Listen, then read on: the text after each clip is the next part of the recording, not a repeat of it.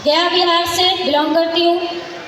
मेरी उम्र 29 साल है, तो ऑनर्स रहा है। मेरा बचपन बहुत ही तकलीफ़ों में बीता है। आप इससे अंदाज़ा लगा सकते हैं कि कितनी तकलीफ़ में मेरा बचपन बीता है।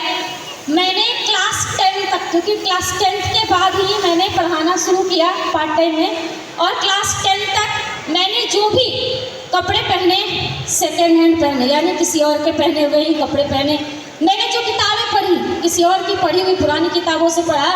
मैंने जो नोट्स कॉपी लिखे वो ऑलरेडी किसी और की लिखी हुई कॉपियाँ जो आधी खाली होती थी उस पर मैंने पढ़ाई की। मेरे पापा ने फाइनेंशियली कंडीशन हमारा ख़राब होने के कारण जब मैं क्लास 9th में थी उसी समय मेरे पापा ने मेरी शादी कर दी। पर मैंने ज़िंदगी से कभी हार नहीं माना।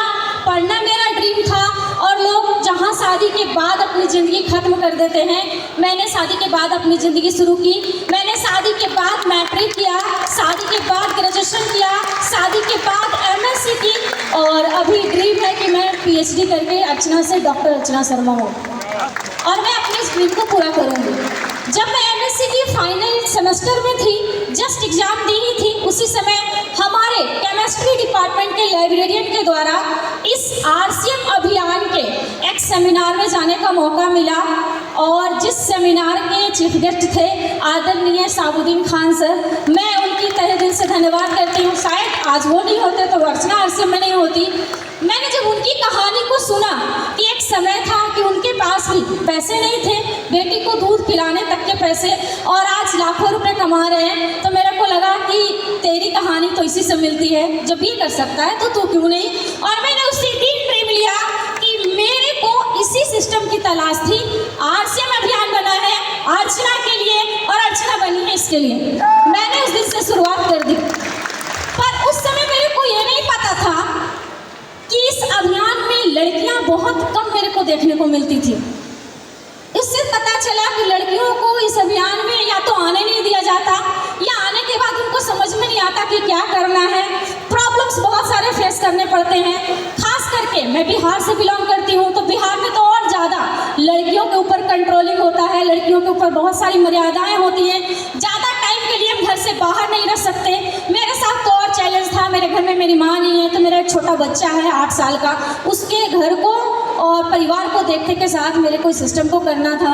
मैं सेमिनारों में कंटिन्यू जाना शुरू की, और लीडरों के द्वारा मेरे को जानने को मिला कि RCM करने के लिए जो जो चीज़ें चाहिए, जो जो गुण आपके अंदर चाहिए, वो एक पुरुष को सीखने की ज़रूरत है, और एक महिला के अंदर तो ऑलरेडी होता ही होता है। जैसे एक लीडर को विजनरी होना चाहिए, एक माँ से ज़्यादा विजनरी कोई हो नहीं सकता। जब हमारा बच्चा गर्भ में होता है तभी वो कैसे बड़ा होगा, कैसे शादी होगी, कैसे क्या नौकरी करेगा, कैसे हमें पालेगा, हम ये सारी चीज़ें ड्रीम कर लेते हैं, विजुअलाइज कर लेते हैं। एक लीडर को मैनेजमेंट करने का बेहतरीन तरीका होना चाहिए। अलग अलग टीम में लोग आते हैं, अलग अलग तरीके के आते हैं, अलग अलग माइंडसेट के आते हैं, और उनको ले करके साथ में चलना होता है। हम लड़कियों को तो ये बचपन से ही सिखाया जाता है कि अपने घर से निकल के दूसरे घर में जाना है। अलग अलग माइंडसेट के लोग होंगे, हस्बैंड है, पति है, किसी को कुछ पसंद, किसी को कुछ पसंद, और आपको सबको मेलजोल करके चलना है। ये तो हमें बचपन से ही सिखाया जाता है। ये कारण है जिसके कारण लड़कियां इसको बेहद आसानी तरीके से कर सकती है।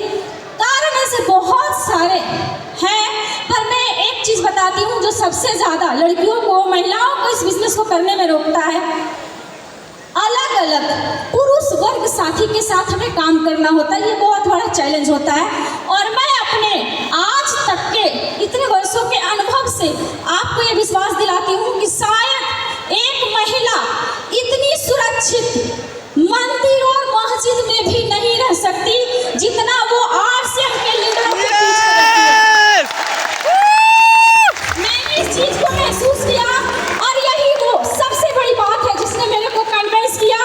शायद एक पिता अपने बच्चे के बारे में उतना नहीं सोच सकते जितनी एक माँ फिक्र करती है, और एक माँ को ये व्यापार मिल जाए कि मरने के बाद भी अपने बच्चों की सुख सुविधा को दे के जाए, तो मुझे लगता है कि औरत जी जान लगा दे इसको करने।